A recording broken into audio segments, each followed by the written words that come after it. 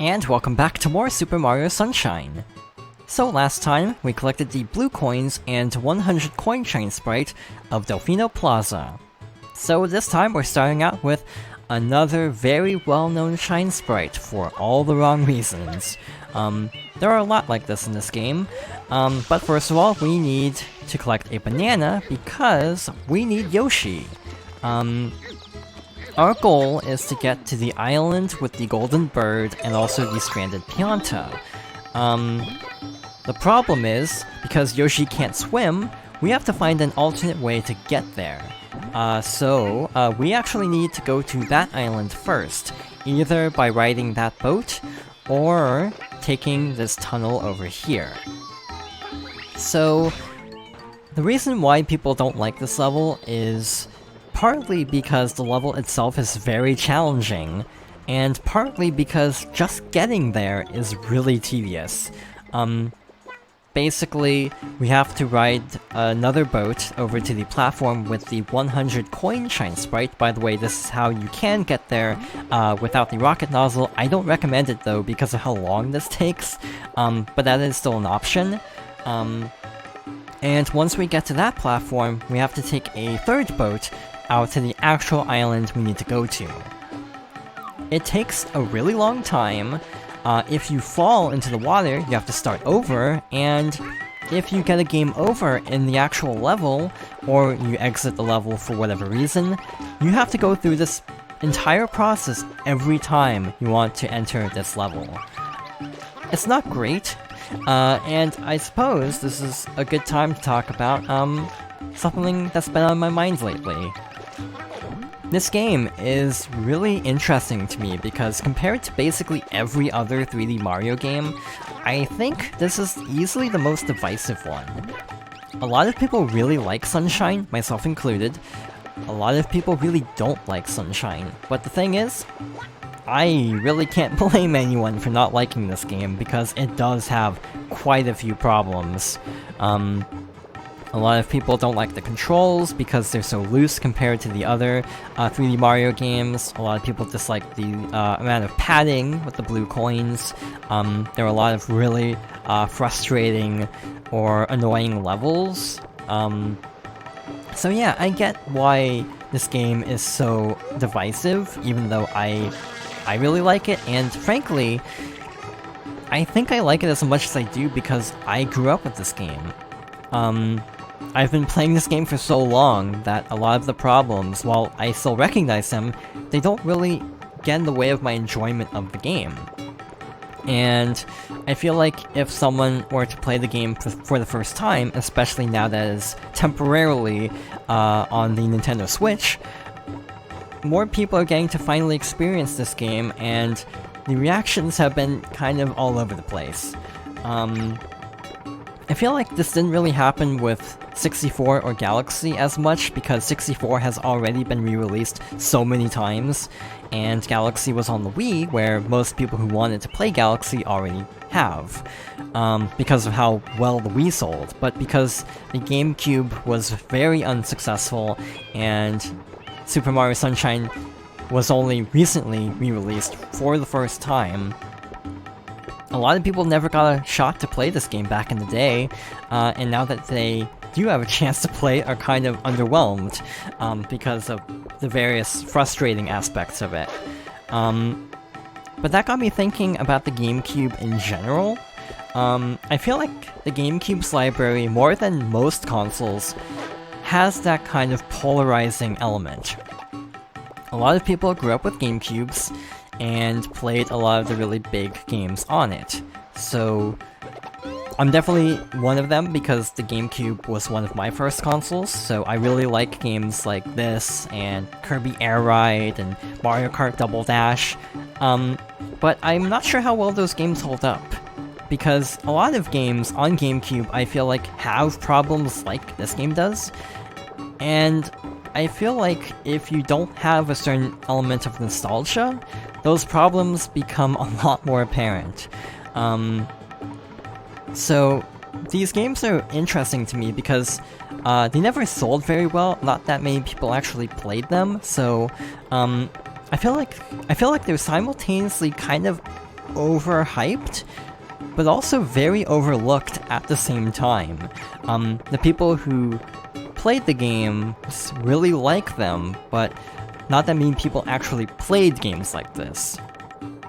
And yeah, with Sunshine in particular, now that people are getting a chance to play it, a lot of people are like, yeah, this is really not for me because of this reason or that reason, and I completely understand why certain things are deal breakers, because there are a lot of things that I wish had been fixed for this collection as well. I know it's a simple upscale and widescreen port, but there are a few problems that really should have been addressed, similar to Wind Waker HD. But we finally made it over here, so let's break that barrier and see what the actual level is like.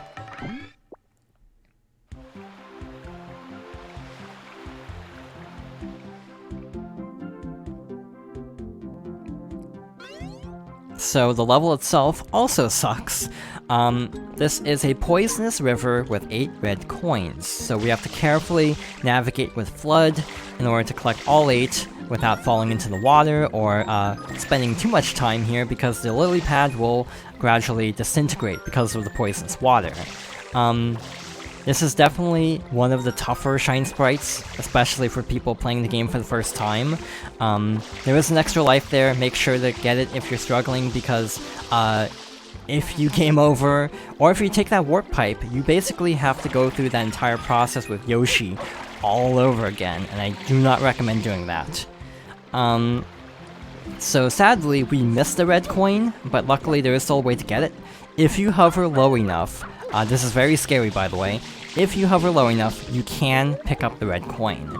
Be very careful, because if you go too low, you will die. So yeah, this is kind of trial and error. This is definitely a little bit tricky. It might be easier to just restart by losing a life in most cases, but I feel like I have to complete this level that way most of the time, because I usually miss that particular red coin, so I'm kind of used to actually going at that particular red coin through the hovering method rather than using the lily pad. But with that, we made it through unscathed somehow, and we only have one more red coin.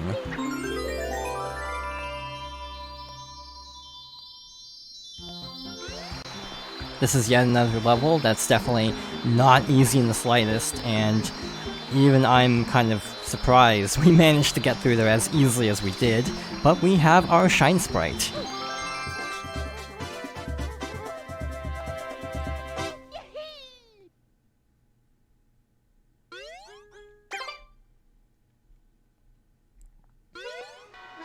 By comparison, our final Shine Sprite of Delfino Plaza is one that, no matter how many times I play this game, I still struggle with this. So we need to ride this boat under this arch. There's a gold coin there that actually indicates where a level entrance is, so we have to basically hover into this entrance.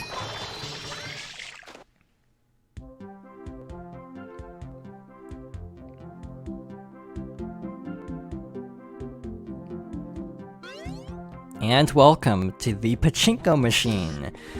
This is easily probably one of the most well-known Shine Sprites in the game, for entirely negative reasons, because it's a little bit glitchy. There are a lot of weird physics problems in this level, so basically we have to collect 8 red coins. There are a few in the initial launcher, and some in these little pockets. And it's needlessly frustrating because of how the physics work. Things like weird invisible walls, I feel, get in the way when trying to actually precisely make certain jumps. I have no clue what actually happened there.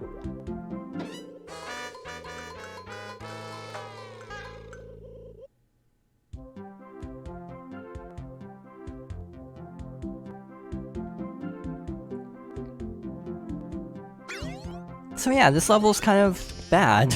No matter how many times I go through this game, I basically always struggle a little bit on this particular Shine Sprite. depending on how you land into this little slide, you can occasionally hover into the various pockets and try to collect red coins that way. I don't entirely recommend it because I don't know if there's a way to consistently do that. So yeah, my advice would be to basically approach this level very cautiously, use trial and error. If you can't make it to a red coin, try to aim for a different pocket just to survive. And yeah, this is definitely one where, even after playing this game as much as I have, I still don't entirely know how this works. Like, just hitting weird invisible walls and other weird problems that just kind of get in the way of just a fairly simple mission, actually. Like, this isn't even that bad, but because of how off the physics are, it basically goes from being a fairly straightforward level to a really frustrating and dreaded level instead. We only have one more to go. It should be down in this corner, so that was relatively quick, actually.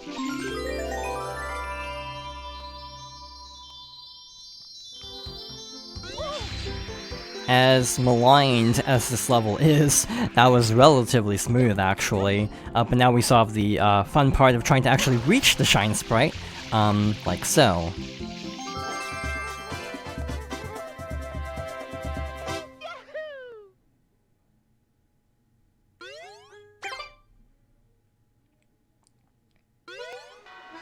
And with that, we have every Shine Sprite from Delfino Plaza.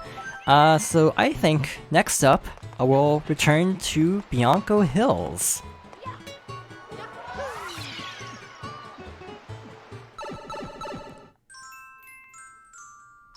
We have 2 hidden Shine Sprites in episodes 3 and 6, so let's start out with episode 3.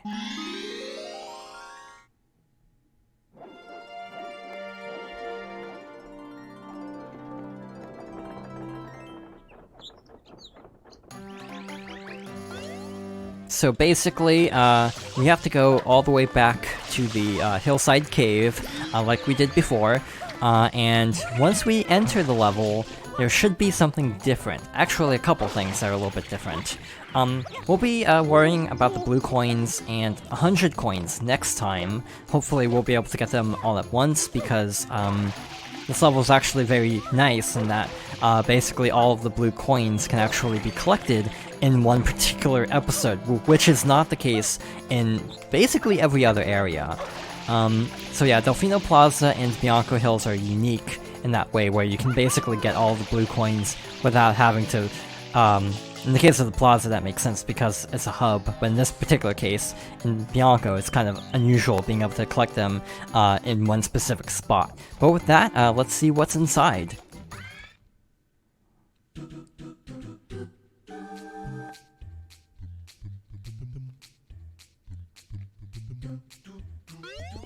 So this time we actually have F.L.U.D. and a red switch. Collect 8 red coins before the timer runs out. Good luck. We might need this luck, because these aren't easy. I feel like we've actually done the hardest levels already, but these are still not exactly straightforward at times. So this one, we need to collect these initial 5 red coins here, and then basically jump over to these little floating stars out in the distance, which also each have 1 red coin. By the way, you can actually land on these cubes, which might be a good idea to basically get closer to the stars, like so. Didn't even need to hover, actually. And with that, we have all 8 red coins.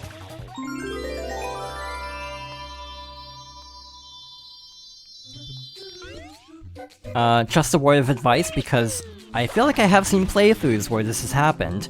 Make sure to actually get the right Shine Sprite. Make sure not to accidentally collect the one from the previous episode, because then you have to do this all over again. But with that, that is our first hidden Shine Sprite.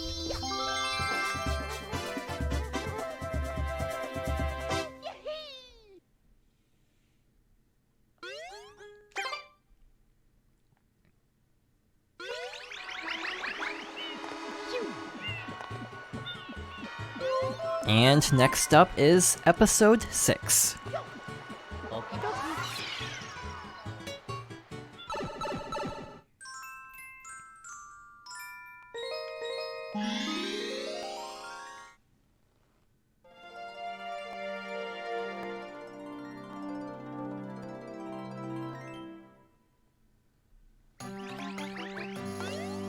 So something worth pointing out is that every hidden, or every secret level has a hidden shine sprite, but every area has 2 hidden shine sprites in total. A few areas only have 1 secret level, so they still have a hidden shine sprite, it's just obtained in a different way than going through a red coin challenge in an existing secret. Again, this game really likes its red coin challenges to the point where that also kind of ends up feeling a little bit like filler at times. I kind of would have preferred more unique objectives like in some of the other areas, but it's okay. Like before, we're not going to worry about the lily pads, and also do not pick up the turbo nozzle here because I'm pretty sure if you pick it up, you will be stuck with it for the secret, and we definitely need the ability to hover to collect the red coins.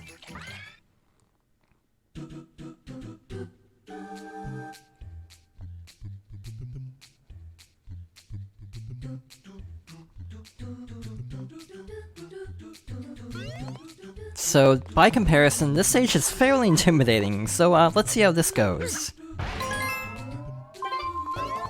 Basically, things like that can happen. We somehow managed to salvage that situation. Don't know how, but it worked out. So yeah, with the constantly flipping platform sets, this can be very difficult, clearly. Especially once we get to the end of the stage where we have a few red coins to collect on top of a series of flipping platforms. Keep an eye on the drop shadows of the coins, and also this 1-up, because you might have to try this multiple times, because this is actually kind of tricky. These time limits are actually fairly strict. A minute and a half for this is not a lot of time, so try to be simultaneously careful while also continuing to like keep moving and try to go fast. It's a delicate balance of trying to be efficient and not reckless. I'm going to save this middle red coin for later because I feel like it's easier to land there rather than trying to aim for one platform. So with this red coin, we basically can pick and choose which platform we need to land on.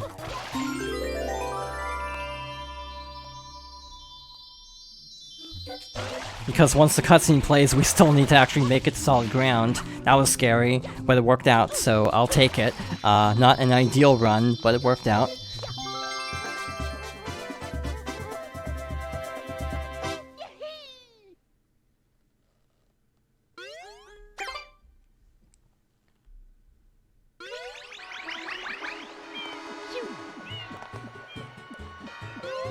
So next up is the blue coins and 100 coins of Bianco Hills, which we'll be taking care of next time. So thank you for watching, and I hope you'll join me next time for more Super Mario Sunshine!